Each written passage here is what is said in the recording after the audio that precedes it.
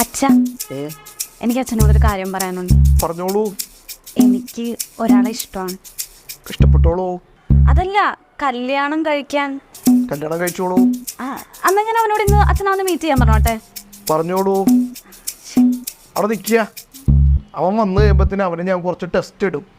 അതിലവൻ തോക്കുവാണെങ്കിൽ പിന്നെ ഒരിക്കലും നിങ്ങൾ കാണരുത്. ശരി. പിന്നെ ഞാൻ കാണാത്ത ടെസ്റ്റ് എടി 6 PSC ലിസ്റ്റോളാം ഞാൻ. എൻ്റെ ഒരു തണുപ്പുള്ള ടെസ്റ്റ്. നീ കല്യാണത്തിനുള്ള ആളെ വിളിക്കാൻ നോക്ക്. അച്ഛാ, ഇതാണ്. താനിരിക്കുക.